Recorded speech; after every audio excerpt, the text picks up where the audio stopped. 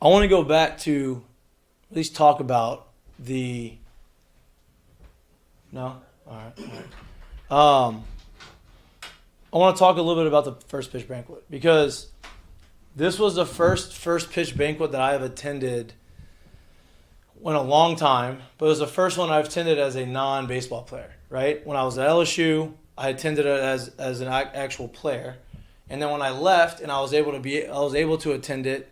I was in town. I was attending it as a professional baseball player. I was just coming in, to see everybody and just be a part of it.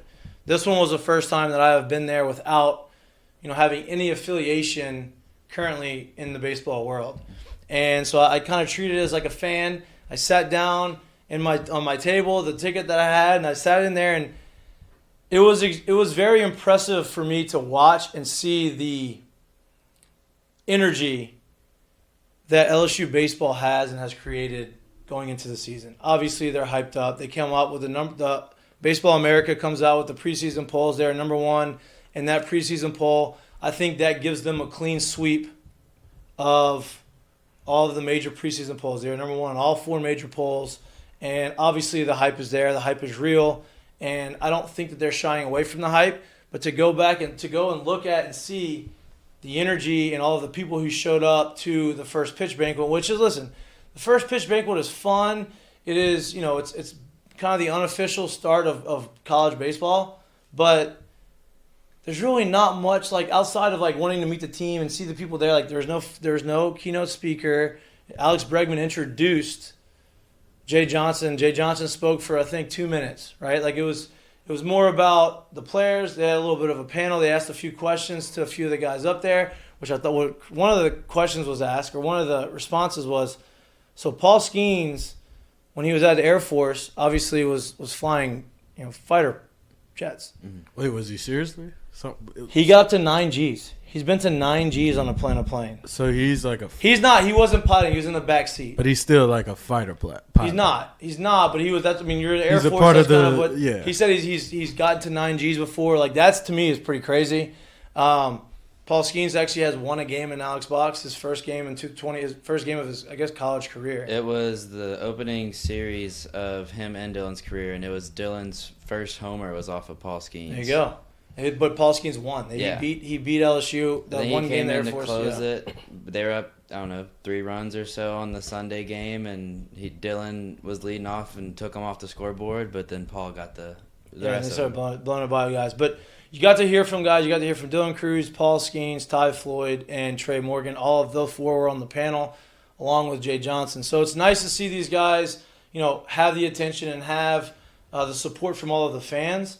But I think the more important side of it was it's nice to see the fans show out because, look, there's a lot of energy and there's a lot of hype, but LSU hasn't gotten to the point where they needed to be in the last few years.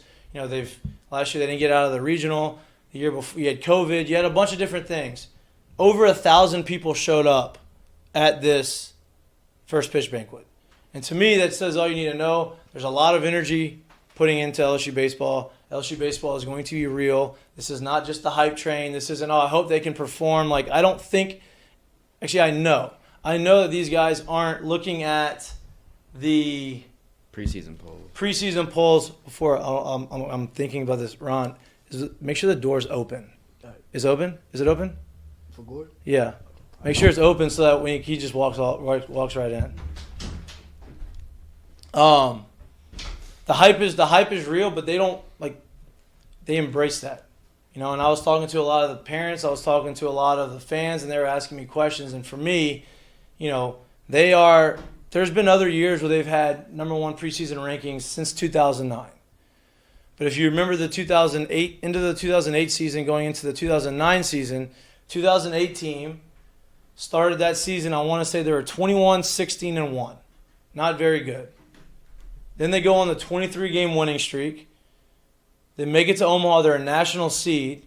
They go all the way to Omaha, and they are about to go 2-Q. They have that big walk-off win against Rice. I don't know exactly. I don't think it's Rice. They had a walk-off win, big walk-off win, and end up going 1-2. But they played really well. The next year, A lot of those guys are coming back. Lewis Coleman he's 8-0 the year before. He announced that he's not going to the draft. He's coming back. Anthony Ronaldo was hurt all that year. He comes back as a highly touted starting pitcher. Mikey Gibbs comes back as a sophomore after being freshman All-SEC, I believe. Maybe freshman of the year. DJ LeMahieu comes back as a sophomore.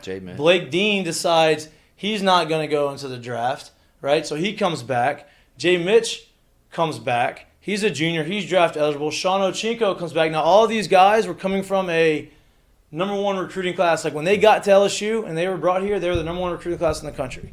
Sounds a little bit familiar, right, to Dylan Cruz and these boys, right? So Schimpf's coming back. Schimpf has been a 2-year starter. You basically had an entire team coming back to LSU.